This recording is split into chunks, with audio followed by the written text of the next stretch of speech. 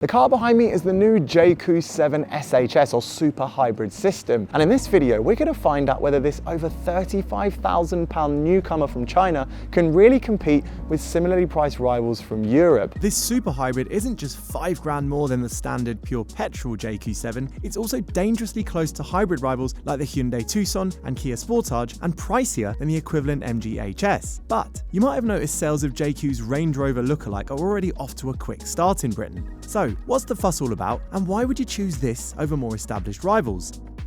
It's clearly got a bit of a US thing going on here. Look at it next to this Kia. The Kia admittedly looks quite futuristic, but this looks butch and a little bit American. The telltale sign that it isn't American is the fact that it comes on some dinky little wheels. Now, what size are they? They are 19-inch wheels, but because of the chunky tyre and because of the aero on the exterior, and also because they're a little bit inlet, look, they don't sit out in a muscular stance, they're quite tucked away. It looks muscular up front, but it doesn't have the muscular stance. Although from the side, it is butch as anything. Look at that, even at the rear, there's a little bit of Range Rover going on there, isn't there? And of course, we have a light bar as well. And just to let you know, it's plug-in hybrid. Here is the FEV with a little lightning bolt at the end. That's a nice touch. Inside the JAECOO, the interior is pretty simply laid out, but it's definitely well put together.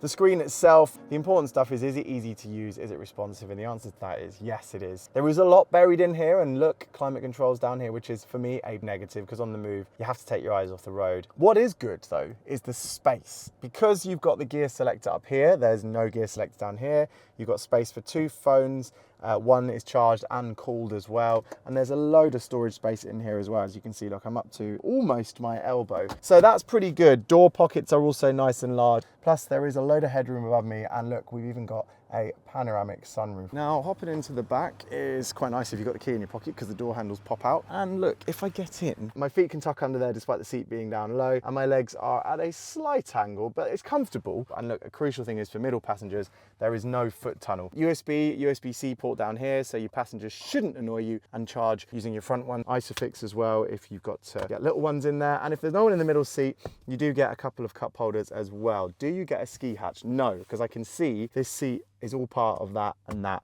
so you'd have to fold down the two or the one to access the boot. But otherwise, it's quite roomy. You can move this sun visor all the way back here, so it's a nice airy feel. Materials, again, feel good. There's a little bit of storage here. So it's good news in the interior, but what about back in the boot? Looks pretty good to me. Look, you've got space here. What have we got underneath?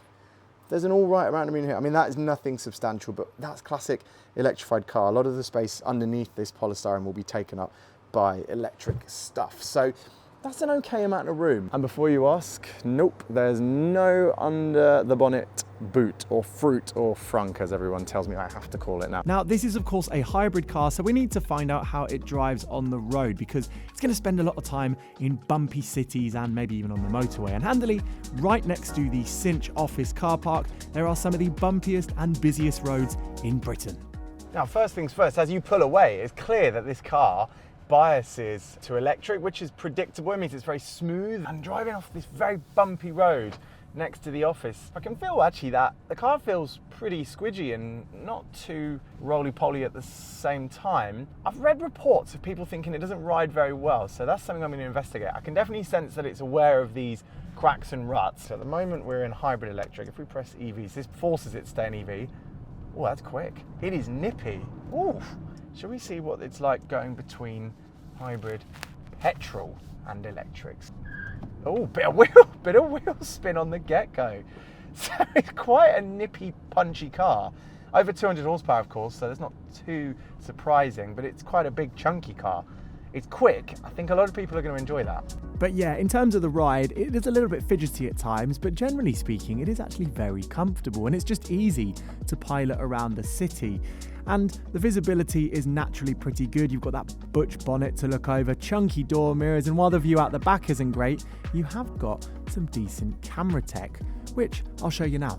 Camera is, the screen visibility for the camera is big. Look how much screen I have here.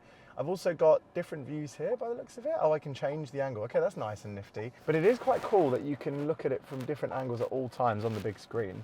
Look, I'm aware of that lady carrying the plants or vegetables or whatever that is, but she's quite grainy. But in terms of visibility, you can't knock it. I mean, that's really, really good. Look, and even the shadows and everything are quite clear on the above view as well. So it's clear you get a lot of tech, a lot of space, and of course therefore practicality and a lot of face on this JAECOO 7 for not a lot of money. This is a rightfully popular car already in Britain, capable of saving you money with a real-world 45 mile per gallon fuel economy. Sure, it doesn't have the sporty stance of an Audi Q3 or BMW X1, nor does it have as much space as an MG HS, but overall, the JAECOO 7 in hybrid form does really feel like a rounded and easy to live with SUV. And of course, if you want more inspiration for cars in the world of hybrid SUVs, we've actually compiled some of our favourites in the video on screen here.